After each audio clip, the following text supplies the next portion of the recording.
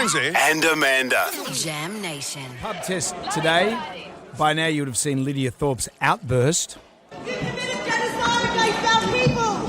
Give us our land back. Give us what you She was in Parliament House and she was screaming this out in front of the King and the Queen.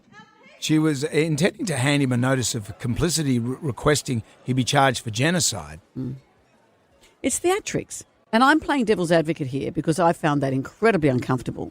But if her job was to have people all around the world look at the fact that Australia had a long-standing Indigenous culture before the English came and settled here, then she's done her. That's the job she's setting out to do. She's a giant disruptor. But she is a senator. She's an independent senator. Of course, but at the same time, it's awkward as hell. I get it. You know, we don't need division. We need unity. And the majority of white Australia, the people like me that came, on convict ships, I'd love to have reconciliation. I'd love to sit down and talk about it. But she's not helping. She's not helping, but we had a vote last year where no one helped either, and she voted no. Yeah, but that was that was the newspaper, that was the media that obfuscated the whole thing. But that's the thing. So how do Indigenous people supposed to get their story out and be heard? But she was against the Voice as well. I know, she voted no.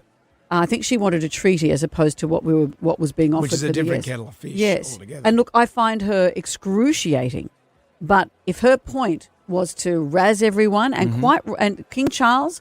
It's his job to sit there and hear this. It's happening all over the world. People are starting to turn against their colonial background. What if King Charles sat there and went, okay, come up here, what do you want? What would you like? I'm sure she'd have things to say. Yeah. They wouldn't necessarily be what I'd say, but she has things to say. What do you think? Let's look at this. Her outburst, Lidia Thorpe's outburst yesterday, does it pass the pub test? I'm very supportive of us recognising the first honours of the land. But the way she did and the way she carries herself is just not on. I think it's crap, mate. I mean, if it had been a footballer, they'd be fined, they'd be sanctioned, they'd have bans on 4 matches. I mean, how can a minister that we pay walk into a place like that and show such disrespect? No, it doesn't. She's an exhibitionist, stupid behaviour. Throw her out of Parliament. Well, no, it doesn't. She's part of the reason why there'll never be any reconciliation. She's supposed to be a role model for her people, and she's anything but. No, for me it doesn't. I believe that some of her sentiments were aligning with mine, but time and a place, and that definitely wasn't the time or the place. I think the Lidia Thorpe thing does pass the pub test. It's not beer, skittles and snoozing llamas for the King and the Queen.